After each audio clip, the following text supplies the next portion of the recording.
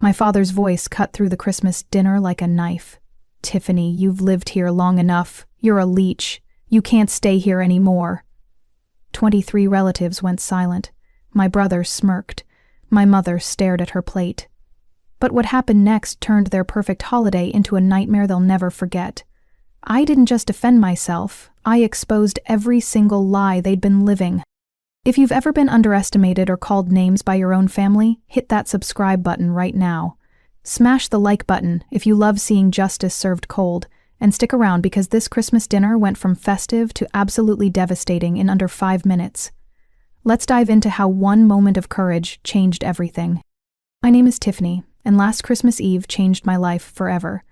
But to understand why what happened that night was so satisfying, you need to know the whole story. I was 25, living in my childhood home in Denver, Colorado. After graduating with a business degree, I'd moved back home temporarily while job hunting. What was supposed to be a few months had stretched into a year, and I could feel the family's patience wearing thin. But here's what they didn't want to acknowledge. I wasn't some deadbeat living rent-free. I was the glue holding that entire household together financially. My father, Robert, owned a small plumbing business that had been struggling for years. He was proud, stubborn, and refused to admit when he needed help. My mother, Patricia, worked part-time at a local boutique but spent more money than she earned. And my younger brother, Marcus? He was a 22-year-old college dropout with a serious gambling problem and an even bigger ego. The signs of financial trouble had been obvious for months. Overdue notices stuffed in drawers, whispered phone calls about payment plans. The electricity got shut off twice because nobody paid the bill on time. But whenever I offered to help, Dad would wave me off. "We're fine, Tiffany. Focus on finding your own place." What he didn't know was that I'd already been helping. A lot. It started small. I'd slip $100 into Mom's purse when I knew groceries were running low. I'd pay the internet bill online when I noticed it was overdue. When Marcus got his car repossessed, I quietly paid off his debt and pretended I didn't know anything about it. By December, I was essentially funding their entire lifestyle while they treated me like a burden. The breaking point came 3 weeks before Christmas. Dad's business had lost a major client and they were facing foreclosure on the house. I watched him pacing the kitchen at midnight, stress written all over his face. The next morning, I transferred $8,000 from my savings account to cover their mortgage payments for the next 3 months. I never told them it was me. I wanted them to figure it out, to maybe show some gratitude, some recognition. Instead, Dad claimed he'd worked out a deal with the bank and took all the credit. That should have been my wake-up call. But I loved my family, and I kept hoping they'd eventually appreciate what I was doing for them. Christmas Eve arrived with fresh snow and the smell of Mom's famous honey ham filling the house.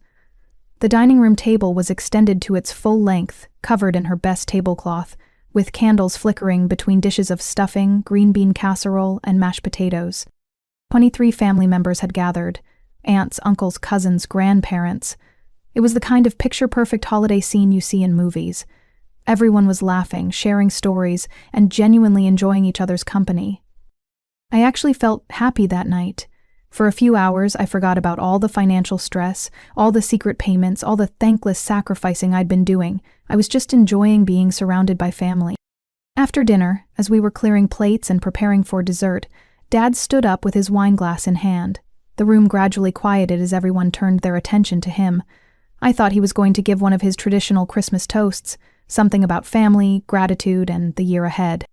Instead, he looked directly at me with cold, hard eyes.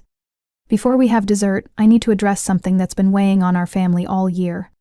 My stomach dropped.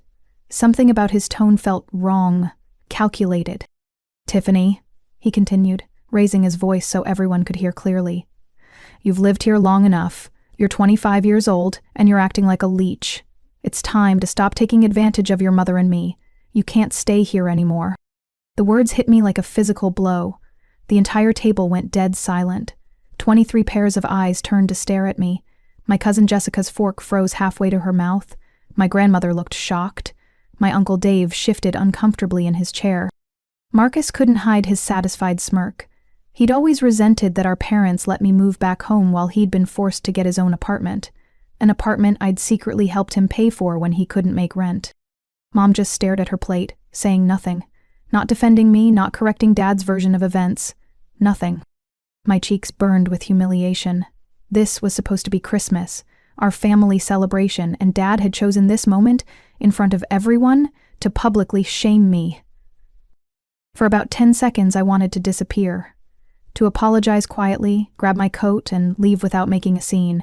That's what the old Tiffany would have done. But then something shifted inside me. A year's worth of suppressed frustration and unacknowledged sacrifices bubbled to the surface. The unfairness of it all, being called a leech by the very people whose lives I'd been secretly funding, was too much to bear in silence. I stood up slowly, my chair scraping against the hardwood floor. A leech? My voice shook at first, barely above a whisper. Then it grew stronger, clearer. You want to talk about leeches, Dad? Let's talk about leeches. Let's tell the whole family the truth about who's really been taking advantage of who. Gasps rippled around the table. My Aunt Sarah set down her wine glass with a small clink. Uncle Dave leaned forward, suddenly very interested. I could feel every eye in that room focused on me, but I wasn't embarrassed anymore. I was done hiding the truth. I turned to face the entire table, making eye contact with each family member. When Dad's plumbing business lost the Henderson contract last March and couldn't make payroll, who covered his employees' checks so they could feed their families? Me. Dad's face went white. Tiffany, that's enough. But I was just getting started. When Mom had her gallbladder surgery in June and insurance only covered 60%, who paid the remaining $4,000 hospital bill? Me. Mom finally looked up from her plate, her eyes wide with panic. Where Marcus racked up $12,000 in online gambling debts, and loan sharks started calling the house at all hours, who bailed him out before they broke his legs? Me. Marcus slammed his fist on the table, making the wine glasses rattle. That's a lie. I never asked you for anything. But my Aunt Linda, bless her heart, spoke up from across the table. Actually, Marcus, I remember you calling me in tears about those gambling debts. You said Tiffany had helped you out. That's why I didn't lend you money. I figured your sister had it handled. The room was starting to buzz with whispered conversations. Family members were looking at each other with raised eyebrows, connecting dots they hadn't seen before. I reached into my purse and pulled out a manila folder I'd been carrying around for weeks, hoping I'd never need it. Inside were bank statements, receipts, money transfer confirmations, a paper trail of every single payment I'd made on their behalf. I spread the documents across the table like I was dealing cards, right next to the Christmas centerpiece.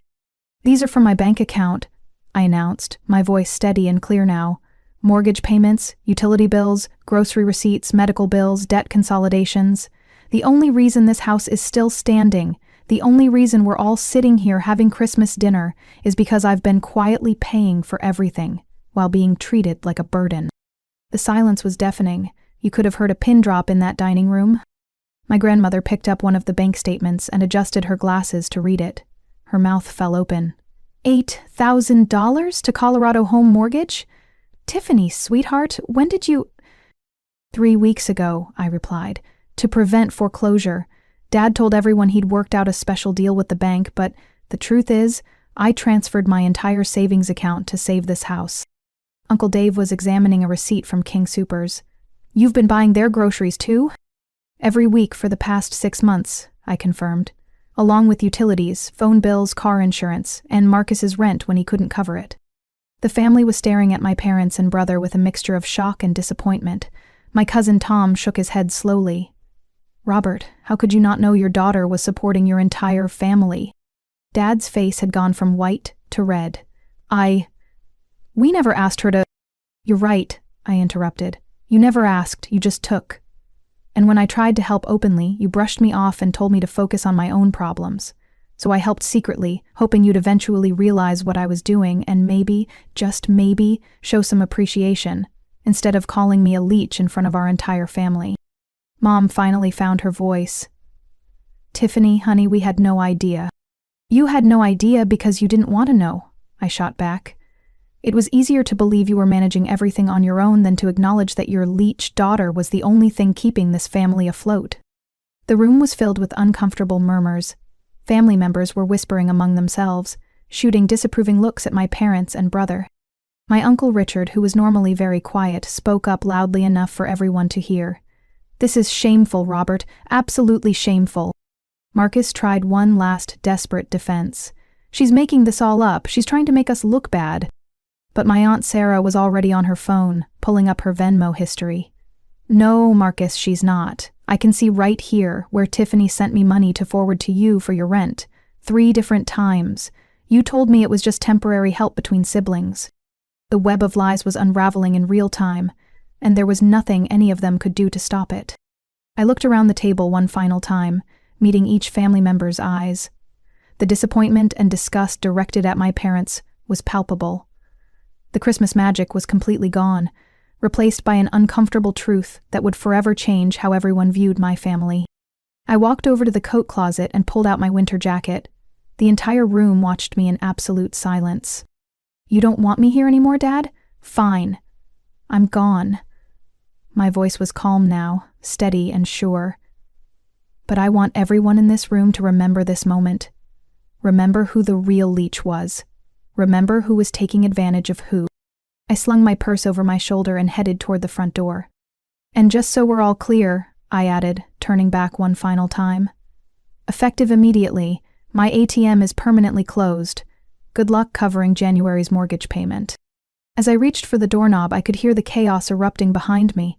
Angry voices, accusations flying, family members demanding answers from my parents. The festive Christmas gathering had turned into a full-blown family intervention. I stepped out into the cold Denver night, snowflakes landing on my face, and felt something I hadn't experienced in months. Complete and total freedom. 3 days later, I packed my belongings and moved to Seattle to start fresh. I found a great job with a marketing firm, rented a cozy studio apartment in Capitol Hill, and began building a life that was entirely my own. I didn't gloat. I didn't post about it on social media or call other family members to make sure the story spread. I simply disappeared and focused on my own happiness for the first time in years. But of course, word traveled fast through our family network. 2 weeks after I left, I got a call from my cousin Sarah. Through tears of laughter, she told me that Christmas Eve had become legendary in our family, known forever as the night Tiffany destroyed them at their own table. Apparently, after I left, the family meeting continued for 3 hours. My relatives grilled my parents about their finances, their treatment of me, and their complete lack of awareness about my sacrifices. Several family members canceled their New Year's plans with my parents in protest. The real kicker? Within a month, my parents' house went into foreclosure after all. Without my secret financial support, they couldn't keep up with their expenses. They had to downsize to a small rental apartment, and Dad's pride was permanently shattered. Marcus had to drop out of college completely when his gambling debts caught up with him again. This time, there was no sister to bail him out. 6 months later, I received a letter from my mother. It was a lengthy apology, acknowledging everything I'd done for the family and admitting how wrong they'd been to take me for granted. She begged me to come home, promising things would be different. I wrote back a single sentence: I am home. Sometimes the best revenge isn't elaborate planning or calculated cruelty. Sometimes it's simply telling the truth at exactly the right moment, when everyone who matters is listening. If this story of family justice resonated with you, smash that like button and subscribe for more incredible revenge stories. Drop a comment and tell me, have you ever been underestimated by your own family? What's the most satisfying moment of vindication you've ever experienced? Remember, the truth always comes out eventually, and when it does, make sure everyone's listening. I'll see you in the next video.